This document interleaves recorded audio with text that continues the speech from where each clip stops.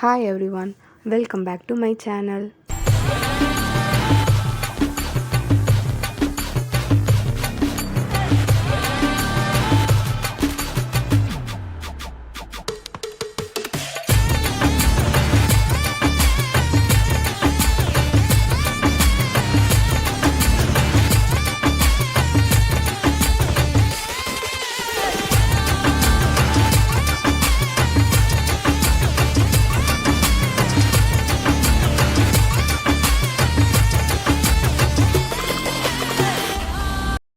How to be a farmer.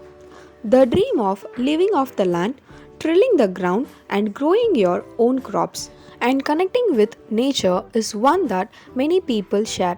Particularly if you didn't grow up and farm, it can be easy to romanticize the farmer's life, imagining it as a meditative, relaxed life far away from the frantic pace of city's life. But this isn't an genuine picture of farming, and not everyone is cut out to be a farmer. Some farmers would argue there is a big difference between someone who knows how to farm and a farmer. So consider your personality, your goals, and your strength when deciding whether or not to be a farmer. Let we see their types with its subdivisions. Type 1, examining your personality. Type 2, learning whether farming is for you. Type 3, beginning as a farmer. Type 4, thinking like a farmer. Its subdivisions. Examining your personality. Type 1, consider why you want to be a farmer. Farming is hard work and requires a lot of knowledge and upfront investment. You have to be a part of entrepreneur, part small business owner, part scientist, and part mutual labor. Even if you do everything right, farming is unpredictable. Natural disasters such as floods or drought can wipe out crops, pests, and decimate your harvest, and the price of crops can vary dramatically. Farming often requires a far greater time investment even than a full time 9 to 5 job, unless you want only a very tiny farm or large garden as a hobby. Farming will have to become your life. Type 2, think about your priorities. Ask yourself some questions about what you want your life to look like. What goal do you have for yourself? Are they concrete, such as a certain annual income or time with your family? Are they more abstract, such as a certain quality of time or a feeling of satisfaction? Consider what you are willing to sacrifice and what you are not. What do you need to achieve your goals and what are you willing to do to achieve them? Type 3, decide whether your personality is a good fit for farming.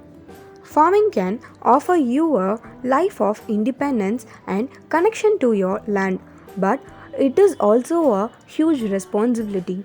Knowing how you are likely to respond to the situation that may arise will help you to decide if farming is right for you. Are you comfortable being solely responsible for a large operation? The success of many small farms hinges entirely on their owners. As a farmer, you are in charge of all the day to day operation as well as long term planning. You will have to make many decisions where the flat of your farm hang in the balance. Are you able to accept uncertainty and variability in your life? A farmer's life is full of uncertainty and the possibility for failure is high. Even good years may see you operating at a break even level and no more. Due to the hardship of farming, the number of farmers in America is expected to decline by 90% between 2012 and 2022. Are you a creative problem solver? Farming throws many problems your way, and having the imagination to think of creative solution will be vital to your farm. Are you a patient person? Farming has a very steep learning curve and you will undoubtedly make many mistakes when you start first. It can also take a long time, even years, until your farm is fully successful. So, you will need to be able to work towards long term prospects. Type 4. List your strength and weakness. Be honest with yourself. What are you good at? What are your weak spots? Are you good at accounting and bookkeeping? In order to keep your firm operating, you must be able to calculate risk margins, record sales and purchase, and track profits. Are you capable of heavy labor? Farming can be a back-breaking manual labor even with modern equipments like tractors. You will need to be fairly fit and in good health to be a farmer. Do you have enough money to invest in farming?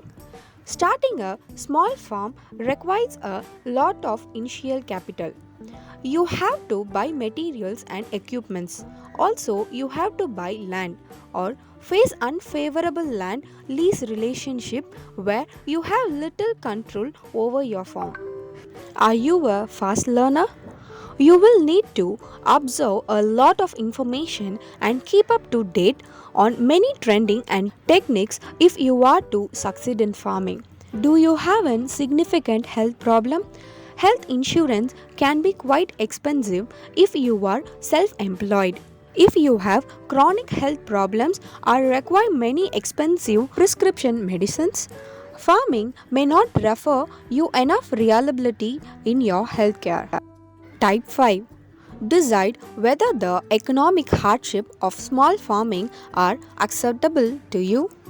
Small scale farming is a notorious poor earning business and 91% of all small farming requires outside income to stay afloat. If things like saving for retirement or sending your children to college are goal of yours, farming may not be for you. The median farm income was $1,453 in 2012. That means the average small farm in America lost almost $1,500 a year. Type 2. Learning whether farming is for you. Point 1. Visit farming resource websites. In order to make the decision about whether to become a farmer, you will want to collect as much information as possible about what the process requires. Farm Aid is a non-profit organization that provides information and resource about farming. They have a source center devoted entirely to beginning farms. The National Young Farmers Coalition provides information and resource graded specifically for beginning farmers. The Beginning Farmers and Rancher Development Program, a branch of the USDA, has a project called Start to Farm that offers a vast amount of information on beginning a farm, finding funding, and locating service. Point 2. Reach out to your local cooperative extension. If you live near a college or university, you probably have access to their cooperative extension office. These offices are there to serve the needs of local small business owners and agriculture producer. They provide many resources on farming and agriculture and often offers classes and seminars too. Point 3. Talk to farmers. Nothing beats talking with a real farmer about their lives and experience. If you have a local farmer market, get to know the farmers who sell their goods there. Ask them about what they love about their work and what they hate. If you have farm in your area, call or email them to see if you can meet with them. While farmers are usually very busy, they are also usually very passionate about their work and they will probably to be happy to talk to you. You can also visit online message boards to ask questions and learn from farmers. It is definitely preferable to talk with people in person through. Point 4. Volunteer on a farm. If you are serious about becoming a farmer, volunteering on a farm is a good way to learn if the lifestyle is really for you before you have to make a major financial investment. Organizations such as Worldwide Opportunities on Organic Farms link organic farms with volunteer opportunities for a small fee, and many local farms also offer volunteer programs. Point 5. Look around for farmers that ask for interns or apprentices in your area. Many of these programs will offer you room and board as well as a small stipend in exchange for your labor. Recommend that you spend 3 to 4 years apprenticing if you are really serious about starting your own farm. Type 3. Beginning as a farmer. Point 1. Determine what crops to grow. It can be overwhelming to think about what types of crops your farm will grow, but there are ways to narrow this decision down. The majority of agriculture crops grown in the United States are grains crops such as corn, soya beans, and wheats. If you live in an area with a demand for it, organic vegetables protection can also be a good choice as it is one of the growing sector in American farming. There are many resources that can help you decide what crops are best for you in your area. The New England Small Farm Institute provides a wealth of links to help you conduct research on cropland. The National Agriculture Library is also a good place to start for information on regional crops. Contacting your state or provincial department of agriculture will help you determine specific information for crop planning in your area. Point 2. Find land to farm. Most beginning farmers cannot afford to buy their own land, at least at first. In addition, 80% of Americans' farmland is controlled by owners who are not farmers. Most expert sources recommend that beginning farmer starts off by managing someone else's farm, leasing farmland from private owners or from land trust, or taking over an existing and hopefully profitable farm from someone else. Word of mouth is still one of the most powerful source for information about finding farmland. Cultivate your network of farming connection and do your research. Sources such as the Farm Link Program Directory, FarmOn, and the Farmland Information Center may help you find farm to take over or farm that needs managers. Point 3. Be honest about your potential location.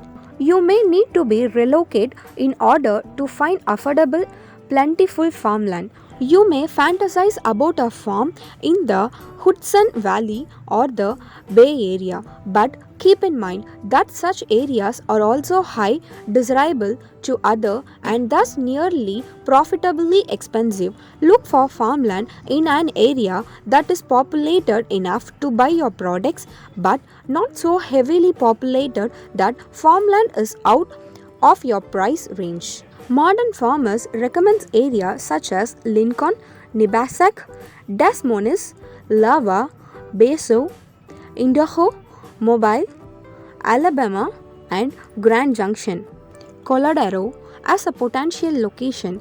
They are close to populated areas but not so prestigious that you won't be able to afford land. Point 4. Secure financing for your farm. There are many loans and grant programs available for beginning farmers, including federally backed loans from the USDA. Many of these vary by your state. So, do research by beginning at an online resource such as FarmAid or Start to Farm. The Farm Service Agency Beginning Farmers Loan Program, National Council of State Agriculture Finance Program, Farm Credit Service of America, and the American Farmland Trust all Good places to begin your funding research. Point 5. Limit your initial development. One way to control your initial startup cost and limit your risk of failure is to start small and develop your farm gradually. You don't need a bunch of fancy, expensive equipment to begin farming. Your principal focus should be your soil and your products. Point 6. Grow what you know. While experimentation is great when you are first starting out, start by cultivating what you have experience with. If you apprentice on your berry farm, grow berries. If you trained on a pig farm, raise pigs. You can diversify later if you choose, but beginning with some expression and experience in your area will be valuable as you get your farm up and running. Point 7. Promote your products. Your network of personal and community connection will be your single biggest way to promote your farm products, but fortunately, you can also take an advantage of other marketing options too. Place coupons in the local paper, create pick your own event, even cold call restaurant in your area to see if they want to purchase your local grown goods. Market yourself heavily on Facebook and Twitter. Post picture of your beautiful farm and gorgeous crops on Flickr and Instagram. Create an inspiral Pinterest board. While these social media tracks it may not seem related to tilling the earth with your hands, they are a very useful way to get your farm into your public consciousness. As an added bonus, they are almost always free. Point A. Join a CSA Community Support Agriculture Society. These are usually organizations that connect people living in an area who want to buy locally grown produce with the farmers who produce it. Most often, people will buy boxes at a subscription rate and you will deliver whatever fresh product you are growing at the time. In addition to providing sale, this can be an excellent way to spread word of mouth about your farm. Point 9. Consider farm tourism. While this route may seem like selling out to you, many cities dwellers are eager to learn more about farming and getting their hands just a little dirt. Consider promoting farm tours and gardening classes. You could never advertise as a wedding revenue. Maximizing every revenue stream you can think of will help you stay afloat even if your crops do not do well one year. Wedding budgets are usually great news for farmers, as plenty of birds and wedding planners are willing to spend big to have their wedding in prestigious rural low scale. Prices for simply using your farm as a wedding revenue can run into the thousands of dollars, which would be significant crunch of your annual income. Type 4. Think like a farmer. Point 1. Continue to learn every day. Knowing how to grow crops and raise livestock is only the first step. Even once you have learned the basics, continue to do research on new techniques and opportunities, and always try to learn from other farmers. Don't get complaints about your farming. Rely on those who have the experience of real life knowledge of farming and raise growing livestock crops to get the information and knowledge you need. You will also have to learn from your mistakes and learn from the mistakes of others. There's a saying that is a common among aeroplane and a fighter pilots that is easy applicable to farmer. Learn from the mistake of others because you won't live long enough to make them all of yours. Point 2. Engage with your community. A strong connection to your community is crucial for running a successful farm. Developing a good relationship with your community means you are also developing a support network. You can't market your product or sell your livestock or crops if you can't or do not know how to communicate, network, or talk with other people in your community. Make friends, acquaintance, and business partner with the various people involved in agriculture. Be they farm equipments, machines, local batchers, local sale band personals, potential buyers, other local farmers, or various other tradesmen and women. Point 3. Appreciate what you have. Most farmers are not rich and they don't have lots of money to spend on various toys and luxurious that others may be accustomed to. However, farming offers you the opportunity to think creatively and resourcefully, to be your own boss, and to feel proud when you are put in a long, hard day of work. Many farmers say that they love the sense of independence they get from farming and couldn't imagine another life. Don't believe that you have to have all the latest equipment to be a farmer. Thinking they have to spend money on bunch of unnecessary stuff is an often mistake for brand new farmers. Ask established experienced farmer for advice. Don't be afraid through to expand your asset to improve your farm. There is a fine line between working with what you have and having to spend money to get what you need, not simply want for your farm. Point 4. Expect to be a Jack or Jenny of all trades. You will find you have to be a vendor, a mechanic, an electrician, and chemist, a plumber, a construction builder, an accountant, and veterinary, an entrepreneur, a marketer, and even an economist. Make sure you know which has to put an given the situation that requires them. If you don't have all of these skills, find someone who will teach you. This is where your community engagement will come in handy. Point 5. Respect your farm. As a farmer, your success depends not only on your own hard work and skill, but also on the land, the animal, and the force of nature that you interact with. Love your farm for what it is and do not try to turn it into something isn't. Cultivating a deep appreciation for the whole economic system of your farm will give you a far deeper understanding for it. Where you live will dictate what kind of severe weather to expect and whether or not you can raise certain livestock with success or failure. Respect your farm's equipments too. Farm machines aren't toy and you shouldn't treat them as such. Understand that they are powerful machines that would easily maim or kill if you not handled correctly, and follow safety procedure at all the times. Point 6. Love and be proud of what you do. As a farmer, you are growing food for other peoples who cannot grow food for themselves due to time, living space, or life choice. You, unlike many other people, get to experience rural life at its full fit.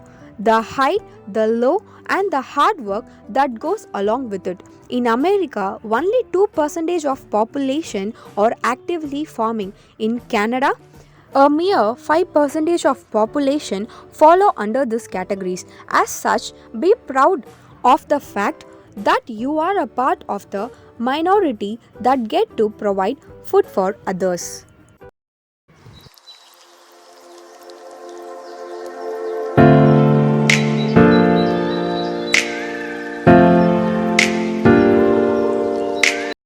And this is Aster SB signing off.